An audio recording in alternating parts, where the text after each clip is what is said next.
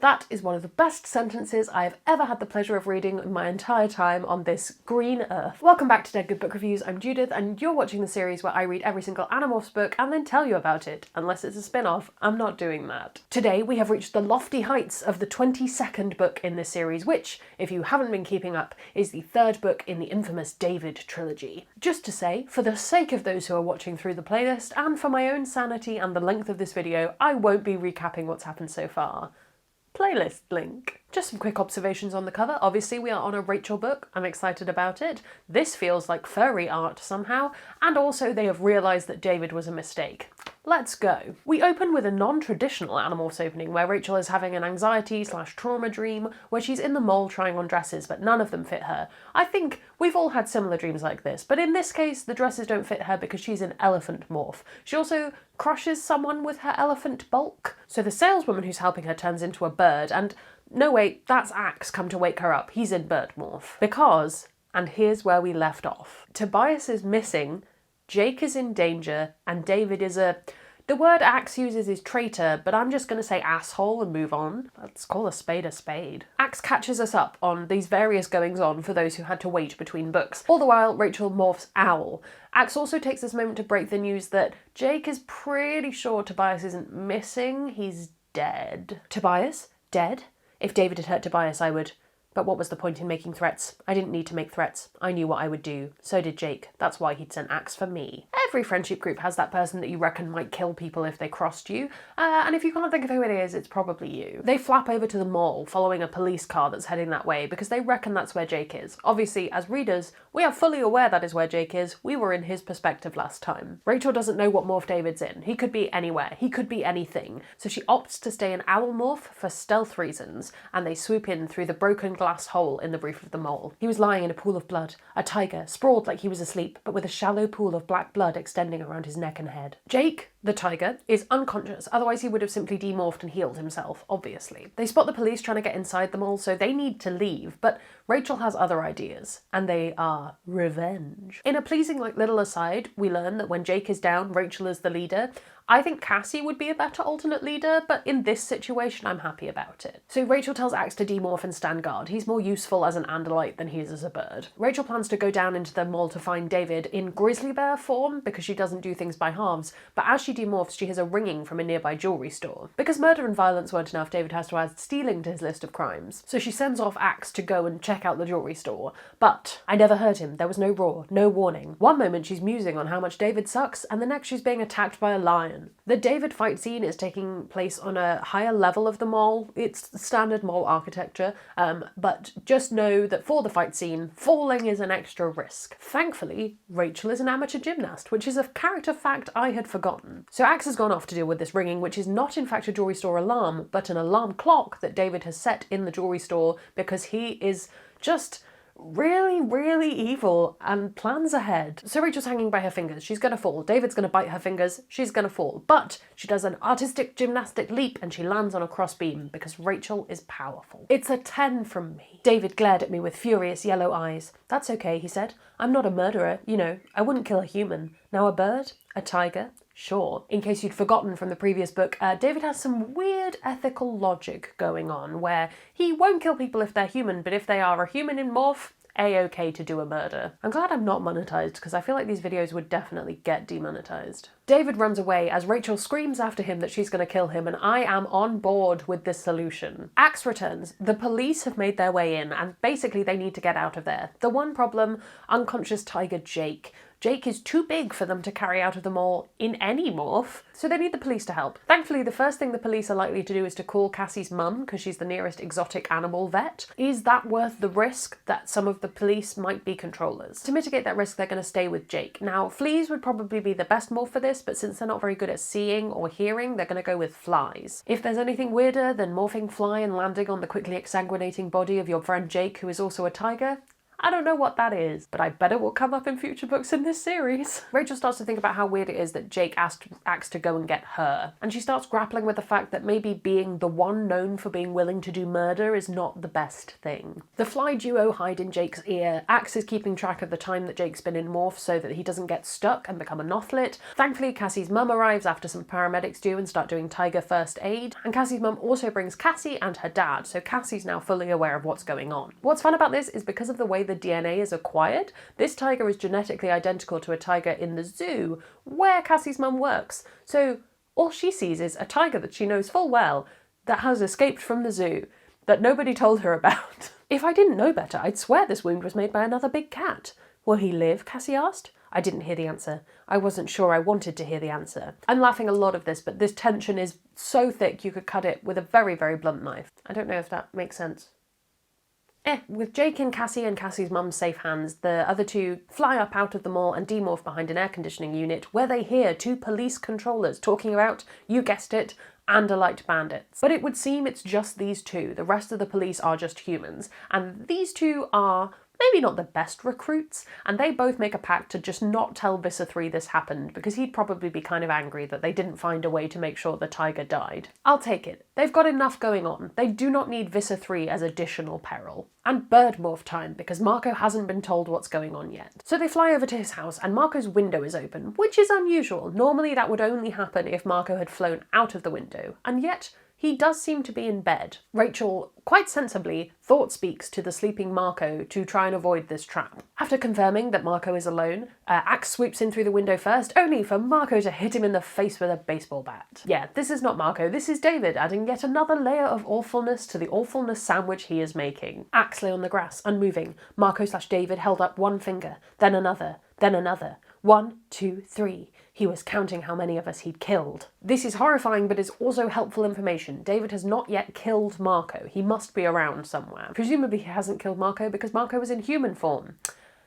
I hate David so much. Rachel's debating, does she help Axe, does she try and find Marco, but then the decision is made for her as Golden Eagle David flies out of the house, and it's time to see who would win in a fight, owl or eagle. What's fun about this is that David is faster than Rachel in Eagle Morph, but Rachel also has an Eagle Morph, so she's fully aware of their limitations. And with her night vision owl eyes, Rachel can see some power lines that she tries to get David towards, hoping that he can't see them. Can she reach the power lines before David gets her? No, he swoops in and talons her quite a lot. It looks like all is lost. He carries her higher into the air so she can't even try and demorph to stop him getting her because she'd fall to her death, you know, as one does. But then, is it a bird? Is it a plane? You had it right on the first guess. A bird swoops in and knocks David out of the air. And Tobias, yes, Tobias, said in private thought speak, Rachel, David is really getting to be a pain in the butt. That is one of the best sentences I have ever had the pleasure of reading in my entire time on this green earth. So yeah, it turns out David just killed a random red-tailed hawk and didn't think to confirm the identity of the hawk he was killing, so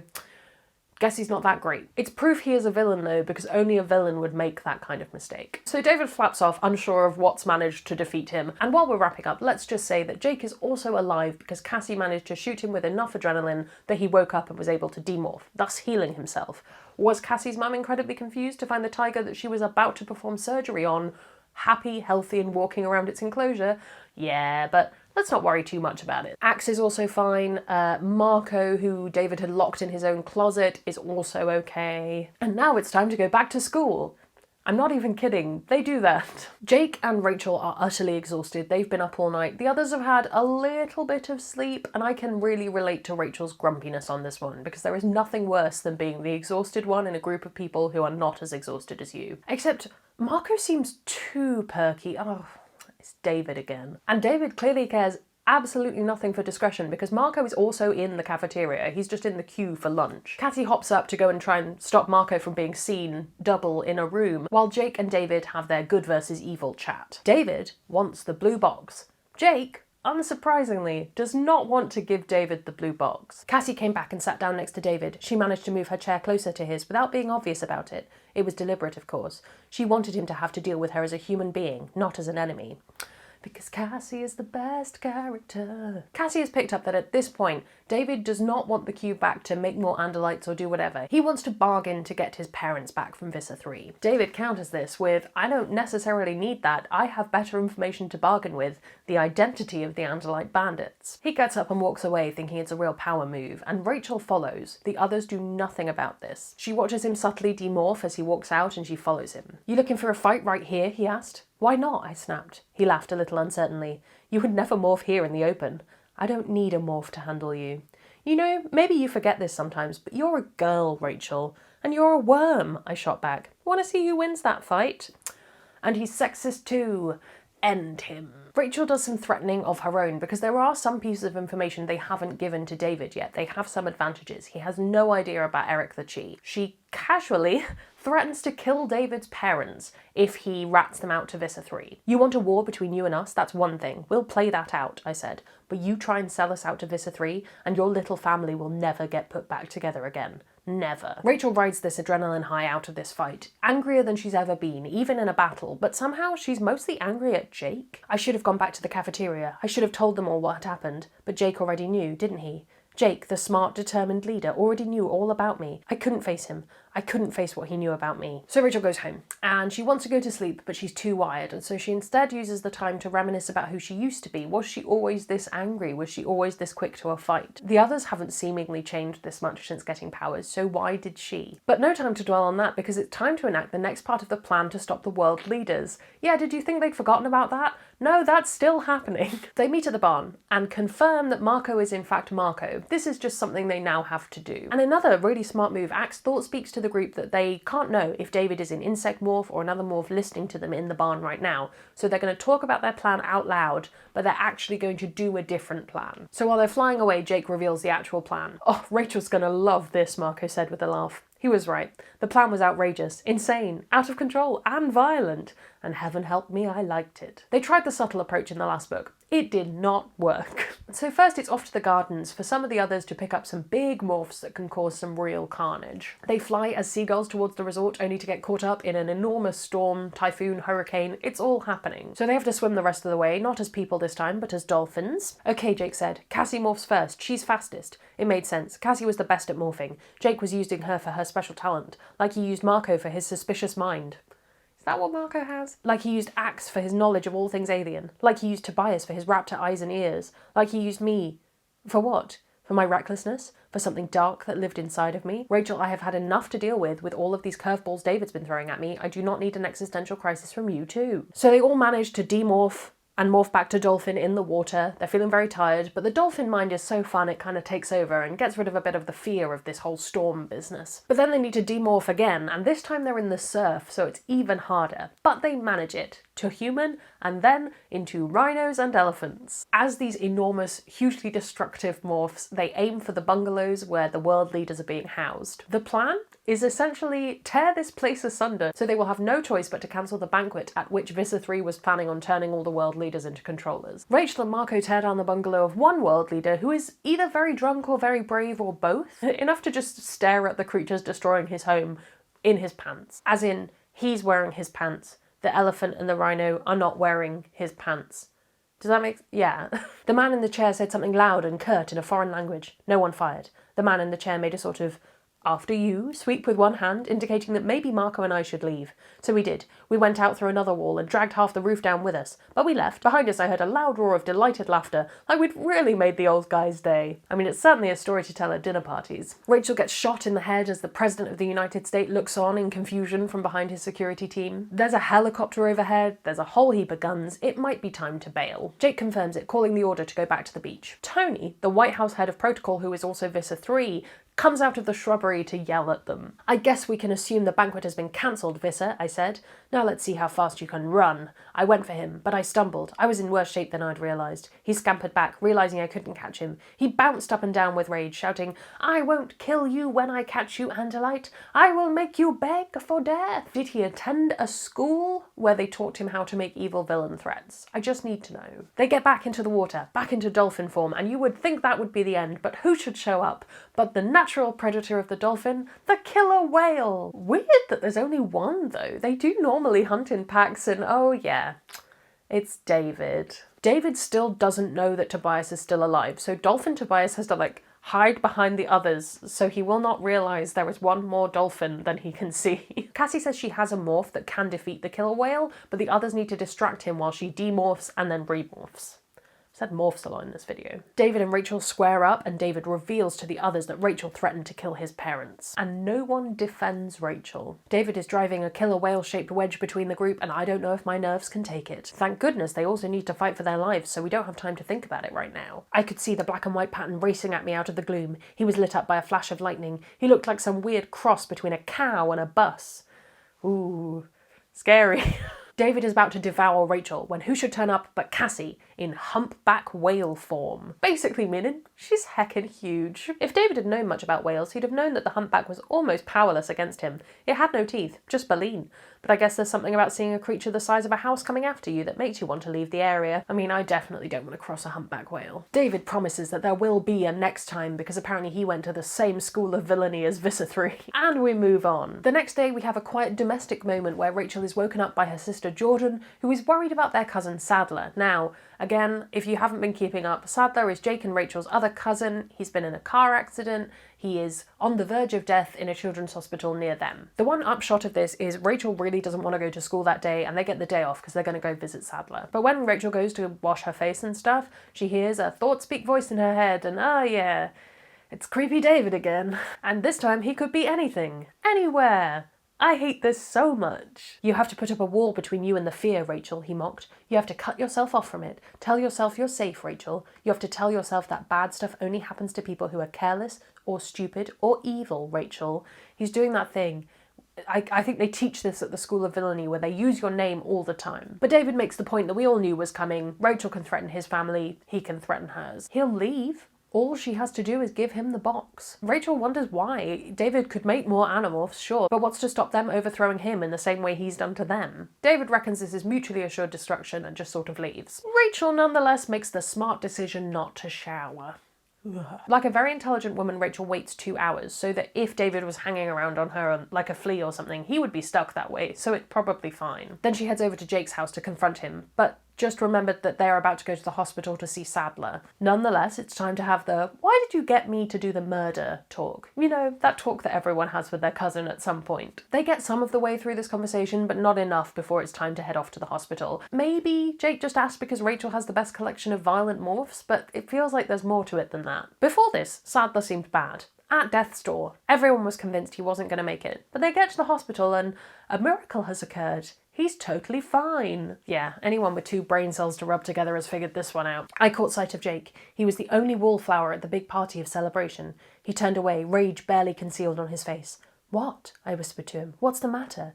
He said one word, and I knew what I'd been too blind to see. This was no miracle. Jake said, "David." Okay, the one thing that does please me about this is they figured it out. They could have let this drag on for books worth of content, but no, we're dealing with David in this book. They get pretty close to Sadler/David, and he basically does all but evil laugh at them and demand that they give him the box. And then he does actually do an evil laugh. They step outside the hospital room, and Jake makes the very good point that this is probably the only chance they're going to have to make a plan without David being able to overhear, because they know he's in the hospital room. But first, they still need to have this heart-to-heart. "You did think I'd go kill David the other day, my God."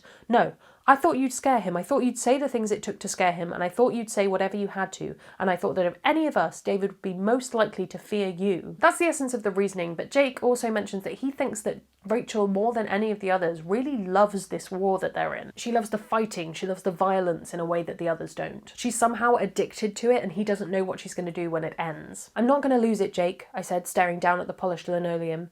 "Maybe you're right. Maybe I do kind of get off on it all. But I still know where the line is, and I won't cross it. I'm not some kind of nut. I know what I'm doing." And in a moment of actual good leadership, Jake says, "Yes, I know that about you, but everyone's line is in a different place." For example, see, I used to think my line was drawn at using my friend, my cousin, to do my dirty work. Guess that turned out not to be true. Sorry, Rachel. And time for a hug before they plan how to take down this evil, evil David. Battle stations in the barn. Tobias is not there. This is important. Jake lays out the facts. David has the same powers as them, so David has the same strength as them. David can sell them out to Visser 3. He probably won't, but he can. David can morph Sadler, so getting rid of him means getting rid of Sadler, killing him all over again. Should they leave David to go out of town and be Sadler for the rest of forever, or is that morally reprehensible? And if they give David the box, they have absolutely no idea what he's going to do with it. Marco adds in point 5. David killed Tobias. I mean, he didn't, but for the sake of this, he did. Jake proposes that they tell David where to find the box, the location of which only Cassie knows. And on top of that, Cassie got Axe to disassemble the box into its component parts, and so they could hide them in a smaller place. Well, Rachel does also actually know because she helped hide them. And they did it in rat morph. Jake will take a rat to Sadler/David's for him to acquire because he's staying at Jake's house. Bring on the jokes about David being a rat already, all of that stuff. I'll tell you one thing, I wish it had worked out with David. Whatever else you can say about him, he's smart, brave, and ingenious. Editing Judith, insert the clip about me knowing this was a ruse. I'm going to edit this in later, but I just want to know that I figured out that this was a trap the whole time. Tobias, who was watching from outside, confirms that while he can't say for sure that David was there, a golden eagle did turn up, disappear, and then a rattlesnake turned up. So they natter away as they wait, distracting themselves from the general horror of the situation while they build something. At last, it was time to add the final piece to our creation. Axe and Marco screwed it into place. Marco tested the movable part. That should work, he said, looking up at me. It better work, I said, because as awful as this is, the only alternative is worse. It has to work. It has to work, or we, all of us, I added with emphasis, will have to become killers. It would seem we have learned that collective responsibility is a thing. So they've agreed to meet somewhere where nobody can morph. Taco Bell. I thought they were banned from Taco Bell. Oh well. David/Sadler shows up, swaggering away like the villain he is, and he tells Axe to leave because this is a humans-only conversation. Because he's a dick. Rachel gets up to follow, but David pulls her back down. He doesn't want Cassie to show him where the box components are. He wants Rachel to do it. Don't be an idiot, Rachel, Jake fumed. David knows. He must have been in the barn. Jake looks like he was suddenly furious at the beans Axe had left behind. He swiped at them with his hand. A couple of globules of the brown goo landed on my arm. These beans are not significant, but they bring them up a fair amount, the beans that he's smearing on her. It's just more villainy. Welcome to villain school. Bean smearing 101. So David lays out his own plan. Rachel's going to take him to the box, the others are going to follow 1,000 feet away. David gets the box, he gets rich, and they never speak again. So I guess that's his plan now? Rachel and Jake play up their fight, Jake calling Rachel a coward for not wanting to go and get the components. So they go to the construction site, which is where they have definitely hidden the components. David makes Rachel demorph and then morph into rat form. While she does that, he's going to do some villainy. You know, Rachel, it's a shame it worked out this way. I mean, if you weren't such a harsh person, I would have invited you to quit this little gang and hook up with me. Jake doesn't even know how to use his powers. I mean, come on. Who cares if the Yeeks are around? With Animorph powers, we can have anything we want. I know he sounds like a cartoon villain because in essence he is a cartoon villain, but my word. David is meant to be morphing Rat too, but instead he morphs Rattlesnake and grabs her and tells the others to come down here and demorph. Or else the rat gets it. Like, he should just twirl his mustache and be done with it. He demands that they morph Cockroach so they can't squish him while he's a rat. It's good planning, it's good forethought, and yet he's such a wang about it. He then demorphs and he puts all the cockroaches into a Pepsi bottle and screws the lid on because he's so evil. David lifted the bottle up to eye level and laughed. I've done what Vista 3 and all his Yeek empire couldn't do. I have the Animorphs trapped. Ha ha ha ha. I told you he would do an evil laugh. So while Rachel and David as rats scurry through the kind of understructure of the construction site looking for the box, Rachel asks David what he's planning on doing. As suspected earlier, he's planning to make more Animorphs, make a criminal gang and do lots of crimes. And to make sure that the gang never overthrows him, like Rachel mentioned earlier, he's just going to make sure they're more stupid than he is. Rachel points out the first component and they drag it out before heading off to the second one. I headed down the second pipe. Now my heart was really pounding, so hard I thought David might hear it and begin to suspect. But no, I'd carefully fed his bloated ego and I had played the role of the beaten down, humiliated girl. His guard was down. He'd killed Tobias. He had my friends trapped. What was there to be afraid of? I love secret duplicitous plans when they aren't done by David. Yes. The sound of a plane and the scent of fresh air tip David off that something is not quite right here. David has Rachel by the tail trying to stop her from going anywhere, but like the badass she is, she chews off her own tail and David falls backwards. Rachel zooms out and somebody on the other side slams down a piece of something across the exit, trapping him. Yes, that's right. They built a cage. Because of course, Tobias came and let them out of the Pepsi bottle. David says, okay, you won. I won't take the blue box. I won't be evil anymore. Just let me go. I'll leave you in peace. But of course they don't do that because it's much more horrible than that. because nobody has to die, but they do need a way to deal with David. None of us had a watch, of course, since we'd morphed, but Axe was very accurate about keeping track of time. You're right, you guessed what's about to happen. I looked at the others. No need for all of us to hang around here. It looks too obvious. It's bad security. I can handle this. I will stay to keep track of the time, Axe said. I nodded. You don't have to do this, Rachel, Jake said. Everyone's in on this. We all made this choice. Yeah, but it won't bother me. It'll bother you guys. Ugh. I have a lot of emotions about needing to be the strong one. It took 2 hours for David to become a Nothlit, a person trapped in Morph. 2 hours. But that 2 hours of horror will last forever in my mind. If I live 100 years, I will still hear his cries, his threats, his pleading, each night before sleep takes me, and beyond sleep, in my dreams. So they take David out to a rock/island about a mile away from the mainland. There are other rats there, so there must be food, and they just leave him there. We left him there, and we flew away. Rachel, Axe said, yeah? I think I will never want to speak of this again. And David's fading thought speak, no, is the perfect cartoon villain ending. But that's not the end of the book. We never heard from David again. Not directly, at least. But months later, I heard some kid at school talking about the rock. It was haunted, he said. He and his family had passed close by on a boat. He swears he'd heard a faint, ragged voice crying, no, no. And that is the end of Animorphs 22 and the David trilogy, which really brought a lot of stuff up. I had a lot of feelings towards the end, mostly of, oh, of course this is the way they're going to solve this, but it's still horrible. And I'll be really interested to see where this series goes now, because I feel like to go back to silly fun time would be weird, but maybe that's what happens. I don't know. Anyway, stay tuned to find out. We'll be reviewing Animorphs 23 next month. Thank you so much for joining me for this book, for the David trilogy, for all of the series so far. I hope you've been enjoying it. If you haven't already, please do subscribe. I put out heaps of other book-related content if you're interested in sci-fi and fantasy. It's all around. You can also follow me on all of my social media. Come hang out on Discord. I have an Animorphs channel on there for us to chat about it. That's all from me, and I will see you in the next one. There's gonna be some bloopers now. So she opts to stay in Animorph for... that's really hard to say. He was lying in a pool of Bud Light. I'm not gonna lose it, Jake, I said, staring down at the polished linoleum. I can't say it. Oh, my battery's dying. Why? Oh, this is gonna be such a marathon edit. So they've agreed to meet somewhere when...